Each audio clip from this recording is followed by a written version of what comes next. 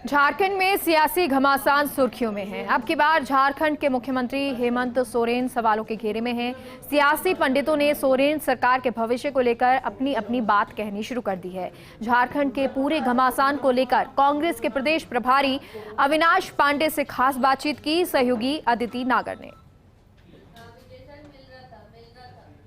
अविनाश पांडे के साथ मौजूद है।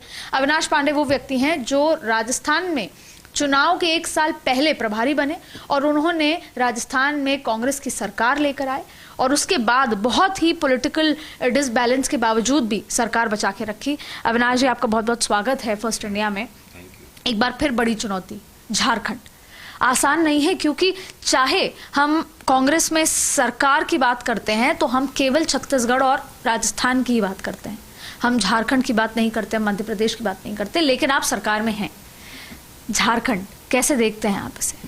देखिए, आपने बहुत सही कहा। झारखंड एक ऐसा राज्य है, अगर आप देखें तो कांग्रेस का जो डीएनए है और झारखंड का डीएनए ये बहुत ही मिलता जुलता है। झारखंड में कांग्रेस की प्रेजेंस पूरे प्रदेश के अंदर है। कार्यकर्ता, बहुत अच्छे कार्यकर्ता हमारे पास में हैं। एक वनांचल माना जाने वाला ये राज्य है, जहाँ पर आदिवासी बहुल और साथ ही साथ अन्य सभी प्रकार के जाति के लोग वहाँ पर एकत्र होकर झारखंड के विकास के लिए झारखंड में स्थापित हैं। अगर आप पलट कर देखें तो संगठन की अगर आप बात करें तो निश्चित रूप से झारखंड में हमारा संगठन सक्रिय है और आज वहाँ पर जेएमएम के साथ एक कोलिशन की सरकार में हम लोग कार्यरत हैं। कार्यकर्ता की अपेक्षा है कि संगठन में उन्हें बेहतर अवसर मिले और मेरा प्रयत्न यही है कि झारखंड में हिंदुस्तान का एक सबसे मजबूत संगठन मैं खड़ा करूं, ताकि पूरे देश के अन्य राज्यों को भी कांग्रेस की उस विचारधारा को, कांग्रेस के इन कार्यक्रमों को सफल बना के हम एक सशक्त संगठन का निर्माण कर। आपने मजबूत संगठन की बात कही और मैंने पिछले दिनों में बहुत क्लोजली देखा कि शायद लगभग 90 दिनों के आसपास का वक्त है जब आपने झारखंड के प्रभारी बने काम किया। लेकिन उससे पहले आपसे ये सवाल करेंगे कि आप सरकार में हैं, कोalition में हैं, जेएमएम पर हाल ही में उन मुख्यमंत्री पर एक बड़ा करप्शन का सवालिया निशान है, परिवारवाद की बात होती है। किस तरीके से आप और जेएमएम और कांग्रेस के रिश्ते कैसे हैं? मैं स्पष्ट करना चाहूँगा कि जेएमएम ये पहले से भी अगर आप देखें तो शुरू से जेएमएम और कांग्रेस ने झारखंड की राजनीति में एक अहम भूमिका निभाई है और एक दूसरे के पूरक हमेशा से ही रहे हैं। आज भी अगर देखें तो वास्तविकता में जिस भारतीय जनता पार्टी की विचारधारा और उनके कार्य करने की पद्धति का अगर सही रूप से अगर मुकाबला करना है और झारखंड को अगर सही मायने में एक लोकतांत्रिक तरीके से अगर वहाँ पे सरकार चलानी है तो आज जेएमएम और कांग्रेस के अलावा कोई दूसरा विकल्प नहीं है। आपने अपने इस बयान में दो बातें कही। पहला, आपने कहा कि 2024 आपका विजन है एज यूपीए भी और एज कांग्रेस के प्रभारी भी, लेकिन आपने एक और बात कही कि सरकार को गिराने की लगातार कोशिश रही। अब झारखंड एक बहुत अच्छा एग्जाम्पल है, क्योंकि पिछले 1.5-2 सालों में कई बार झारखंड में सरकार गिरने तक की नौबत आई, स्थिति आई, खबरें आई, और जो आपके पुराने प्रभारी थे जो कांग्रेस झारखंड के, वो आज भाजपा के साथ खड़े हैं और कभी मजाक में ये भी कहा जाता है कि अब उन्हीं से सरकार गिरवाने की कोशिश की जाएगी। इस पूरे सिनेरियो कैसे देखते हैं और आपको लगता है कि 2024 का विजन तो बहुत बाद में है, पहले ही कुछ ना हो जाए आपकी यूपीए सरकार को? आप बिल्कुल सही आंक रही हैं। अगर आप वर्तमान राजनीतिक परिप्रेक्ष्य में अगर देखें तो आज झारखंड में खुले रूप से कई ऐसे संवैधानिक संस्थाओं का उपयोग सरकार को कमज़ोर करने के लिए किया जा रहा है। आपने पूर्व प्रभारी के बारे में कहा।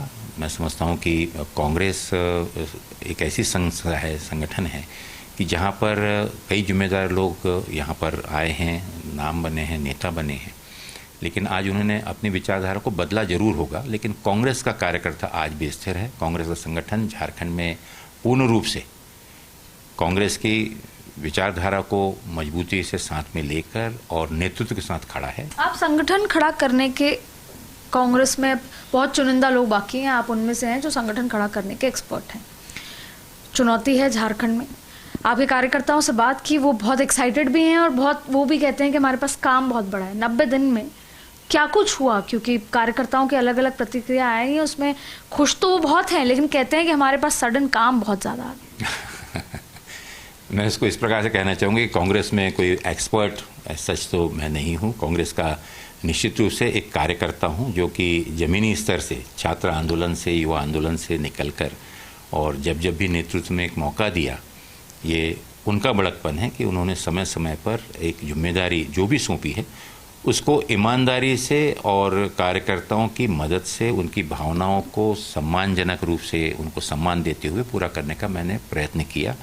और उसमें हर सफलता में सबसे बड़ी योगदान वहाँ के नेताओं का और वहाँ के कार्यकर्ताओं का होता है और वहाँ के संगठन का होता है। उसमें एक कैटलिस्ट के रूप में, एक समन्वयक के रूप में, एक सहायक के रूप में मैं अपनी भूमिका जब भी मौका मिलता है तो मैं देता आया हूँ। और मुझे खुशी इस बात की है कि अभी आपने जिक्र किया कि पिछले 90 दिनों में झारखंड में मैं ज़रूर कहना चाहूँगा कि जो एक शिथिलता वहाँ निश्चित रूप से थी, क्योंकि हम कोलिशन सरकार में हैं, तो कार्यकर्ता ये मानता था कि हम सरकार में हैं, संगठन की बहुत आवश्यकता नहीं है। लेकिन कभी भी संगठन के बिना कोई भी सरकार या कोई भी पार्टी कभी भी स्थिर नहीं रह सकती। सर, राहुल गांधी अभी भी नजर नहीं आ रहे कि वो जिम्मेदारी लेने को तैयार हैं। सोनिया गांधी सड़कों पे ऐसे नहीं निकल सकती क्योंकि उनकी हेल्थ अलाउ नहीं करती। तो राहुल गांधी कब तैयार होंगे या कोई नॉन गांधी चेहरा आगे आएगा? देखिए, आज संगठन का, जब मैंने आपको झारखंड का मैं अगर जिक्र करूं तो झारखंड में आज जो भी गतिविधियां चल रही हैं, जो एक कल्पना लेकर, एक प्रोग्राम लेकर अगर हम संगठन के बीच में, कार्यकर्ताओं के बीच में जा रहे हैं, तो ये दिशा निर्देश और ये प्रेरणा मैं कहूँगा कि आज राहुल गांधी जी की ही है, कि जिसके चलते हुए जो 90 दिनों का आपने जिक्र किया, ये 90 दिनों का प्रोग्राम किसने दिया? ये अल्टीमेटली आलाकमान नेतृत्व का दिया हुआ एक दिशा निर्देश है, जिसको हमने वहाँ जाकर संकल्पित किया, जिसको जाकर हमने वहाँ पर स्वरूप दिया और जिसमें सब लोग सहभागी हुए। तो ये कहना कि नेतृत्व का कहीं पर वो नहीं है, इस चीज़ को मैं समझता हूँ कि ये इसी प्रकार के एक धारणा बनाने की, पर्दे के पीछे से काम बताना और पर्दे के आगे से जिम्मेदारी लेने का फर्क नहीं। आने वाले दिनों में राहुल जी झारखंड भी आ रहे हैं। अभी वहाँ पर पंचायत के चुनाव चल रहे हैं, जिसके चलते हुए, जो कि किसी पार्टी सिंबल पे नहीं लड़ा जा रहा है, और उसके चलते मई में हमने प्रोग्राम का आयोजन किया था। लेकिन अब जून महीने में हमें पूरी उम्मीद है कि जो हमारे पंचायत के चुनाव एक बार निपट जाएं, तो हमारे जितने भी कार्यरत बूथ स्तर और पंचायत स्तर के नेतृत्व हैं, नेतागण हैं, उसमें सभी सीनियर, जूनियर सभी लोग एकत्र होकर और हम एक सम्मेलन करने जा रहे हैं। आपने पंचायत चुनाव की बात कही और आप लोग का मानना भी है कि बीजेपी का टारगेट है, कभी आपके चीफ मिनिस्टर को लेकर है, लेकिन आप पर भी एक एफआईआर दर्ज हुई। क्या कुछ पूरा मामला था?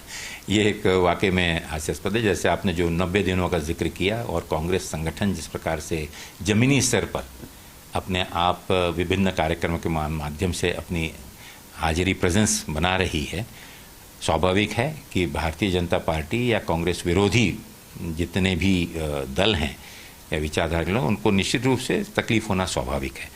उसमें हंसी की बात यह है कि अगर मैं अपने संगठन की बात करता हूं, जहां पर कोई पंचायत चुनाव का मैं जिक्र भी नहीं करता हूं, जहां पर मैं सिर्फ इस चीज़ का नियोजन के बारे में बात करता हूं कि किस प्रकार से हम पंचायत और बूथ स्तर पर अपने आप को मजबूत करें, उस वक्तव्य को लेकर जो कि मेरे ऑफिशियल मीटिंग के अंदर मैं बोल रहा हूं, या मैं आपके प्रश्नों के जवाब में अगर बोल रहा हूं, तो उसके लेकर कुछ धाराएं लगी हैं। लेकिन मुझे पूरा विश्वास है कि इन लोगों की इस घबराहट का एक इशारा अपने आप में बतलाता है कि आने वाले समय में कांग्रेस के विचार, कांग्रेस पे विश्वास करने वाले लोग निश्चित रूप से इस विचारधारा को और प्रोत्साहित करेंगे और मजबूती के साथ, ना ही सिर्फ पंचायत में बल्कि राज्य स्तर पर भी हम एक मजबूती के साथ में लोगों का विश्वास हासिल करने में सफल होंगे। अविनाश, राहुल गांधी के लिए लगातार ये सवाल है और पूरा देश कार्यकर्ता बस ये देख रहा है कि कब हमारा नेता कुर्सी पे आए और हमारे साथ पूरे देश भर में सड़कों पर हमारे साथ लड़ाई करे। वो समय कब आए? देखिए, ये चिंतन शिविर के बाद में आप पूरे संगठन को एक नए रूप में और एक नए उत्साह में देखेंगे, और इसका सही मायने में अगर देखें तो हर कार्यकर्ता का प्रेरणा स्रोत माननीय सोनिया गांधी जी और विशेष रूप से राहुल गांधी जी का नेतृत्व है। जिस बहादुरी के साथ में, बिना निडर तरीके से राहुल गांधी जी आप देश का भ्रमण आज भी कर रहे हैं। आज वो गुजरात में हैं, परसों तेलंगाना में थे और आने वाले समय में आप देखेंगे कि प्रदेश के हर राज्य में राहुल गांधी जी युवकों को प्रेरित करने के लिए, संगठन को एकत्र करने के लिए और उसमें पुनः एक जीव निर्माण करने के लिए, एक जोश निर्माण के लिए वो उनका कार्यक्रम बना हुआ है। आज इस प्रकार का भ्रम पैदा किया जा रहा है कि राहुल गांधी जी सामने नहीं दिख रहे हैं, लेकिन आपको बता दूं कि राहुल गांधी जी की भूमिका कल भी बहुत महत्वपूर्ण थी और आज भी पार्टी के अंदर में, चाहे वो चिंतन शिविर हो या आने वाले हमारे कार्यक्रम का नियोजन हो, उनको केंद्र रखते हुए ही ये नियोजन किए जा रहे हैं ताकि आने वाले समय में 2024 के लक्ष्य को हम पूर्ण सफलता और आत्मविश्वास के साथ पूरा कर सकें। तो ये थे अविनाश पांडे, और शायद इसीलिए कहते हैं कि पुराने लोग जो कांग्रेस से जुड़े हैं कांग्रेस मैन कहलाए जाते हैं, संगठन के व्यक्ति कहलाए जाते हैं। यही फर्क है क्योंकि कांग्रेस आज अपनी सबसे कमजोर स्थिति से गुजर रही है, लेकिन फिर भी पूरे वक्तव्य में जब हमने झारखंड की बात की, देश में कांग्रेस की स्थिति पे बात की, राहुल गांधी के उस पोजीशन को लेकर सवाल किया या आगामी होने वाले 3 दिवसीय कार्यक्रम के लिए सवाल किया, हर बार अविनाश पांडे की बात यही थी कि कांग्रेस एक बार फिर से एकजुटता के साथ दोबारा खड़ी होगी और इस देश में जो भी भ्रम फैलाए जा रहे हैं गलत तरीके से, कांग्रेस उससे लड़ाई करेगी। कैमरा पर्सन मुकेश के साथ आदिति नागर, फर्स्ट इंडिया।